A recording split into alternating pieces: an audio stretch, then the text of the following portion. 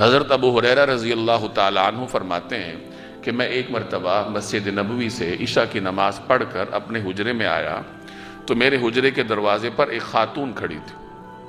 تو میں نے اسے سلام کیا اور اپنے گھر میں چلا گیا، دروازہ بند کر لیا۔ تھوڑی دیر گزری تو اس خاتون نے میرا دروازہ کھٹکھٹایا، میں نے دروازہ کھولا اور اس سے پوچھا کہ کیا بات ہے، تو اس نے کہا میں نے ایک بات کرنی ہے آپ سے۔ تو میں نے کہا کہ بولو کیا بات کرنی ہے؟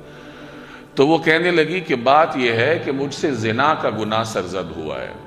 اور اس کے نتیجے میں بچہ پیدا ہوا تھا اور اس بچے کو میں نے مار دیا ہے، اب زنا بھی ہوا ہے، قتل بھی ہوا ہے، تو کیا میرے لیے کوئی معافی ہے؟ تو حضرت ابو ہریرہ فرمانے لگے کہ میں نے اس کو کہا کہ ان گناہوں کی تو کوئی معافی نہیں ہے۔ تو اس پر وہ بڑی حسرت کے ساتھ واپس ہوئی اور حسرت کے ساتھ اس کے منہ سے یہ جملے نکلے کہ کیا یہ حسن اللہ نے آگ کے لیے پیدا کیا تھا؟ یعنی اللہ نے مجھے اس لیے پیدا کیا تھا کہ مجھے آگ میں ڈالے۔ ابو ہریرہ فرماتے ہیں کہ رات گزر گئی، فجر کی نماز میں نبی کریم صلی اللہ علیہ وسلم کی خدمت میں حاضر ہوا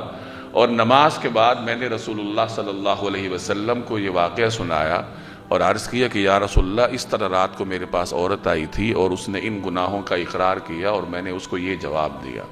تو آپ صلی اللہ علیہ وسلم نے فرمایا کہ آپ نے اس کو درست جواب نہیں دیا، اور پھر آپ نے یہ آیت پڑھی اِلَّا مَن تَابَ وَآمَنَ وَعَمِلَ عَمَلًا صَالِحًا، کہ جو آدمی توبہ کر لے، ایمان لائے، نیک عمل کرے تو اللہ نے اس کے لیے معافی کا اعلان کیا ہے۔